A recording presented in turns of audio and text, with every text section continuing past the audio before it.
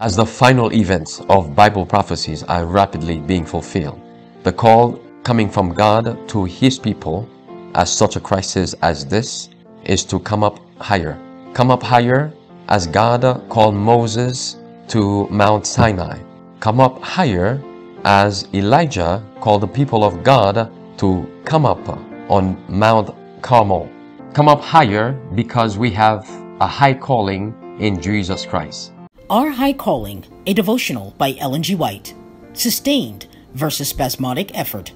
The thoughts of the diligent tend only to plenteousness, but to everyone that is hasty, only to want. Proverbs 21, verse 5. How many youth who might have become men of usefulness and power have failed because in early life they contracted habits of indecision which followed them through life to cripple all their efforts. Now and then they are filled with sudden zeal to do some great thing, but they leave their work half finished, and it comes to nothing. Patient continuance in well-doing is indispensable to success. Temperate, persevering, steady labor will achieve far more than can be accomplished by spasmodic efforts. Labor was appointed to man by his Creator. God provided employment for our first parents in Holy Eden. And since the fall, man has been a toiler, eating his bread by the sweat of his brow. Every bone of his body, every feature of his countenance, every muscle of his limbs evinces the fact that he was made for activity, not for idleness. Habits of industry should be formed in youth.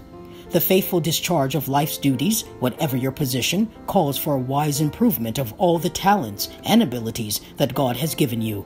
Guard against being always hurried, yet accomplishing nothing worthy of the effort. These fruitless efforts are often caused by failure to do the work at the proper time. Whatever is neglected at the time when it should be performed, whether in secular or in religious things, is rarely done well. Many appear to labor diligently every hour in the day, and yet produce no result to correspond with their efforts. Be careful not to fritter away your time upon trifles and then fail to carry out your undertakings that are of real account. A steadfast adherence to a purpose is necessary in order to secure the end.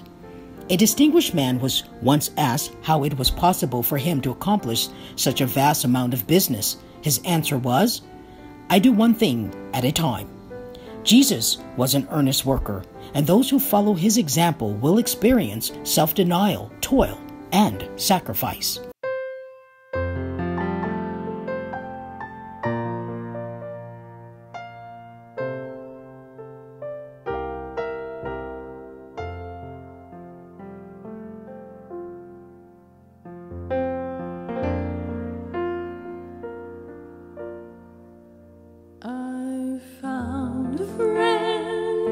Such a friend, he loved me ere I knew him.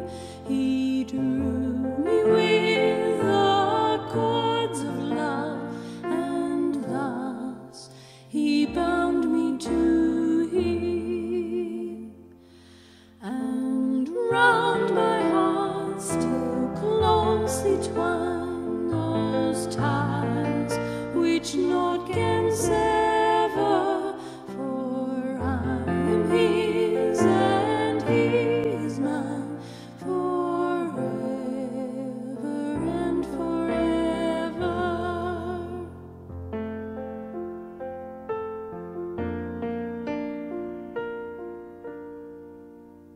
I found a friend, oh such a friend, he bled and died to save me, and not alone the gift of life, but his own self he gave me.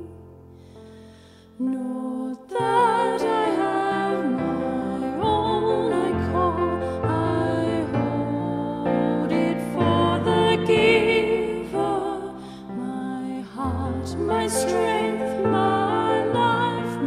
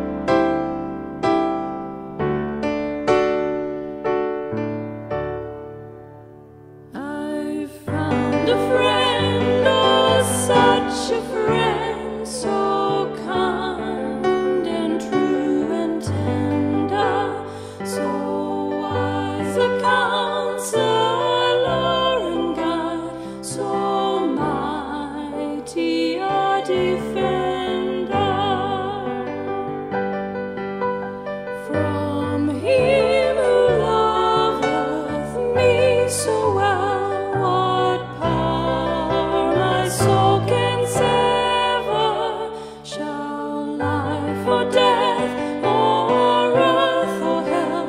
No, I am His forever. And round my heart still closely twine those ties which naught can sever.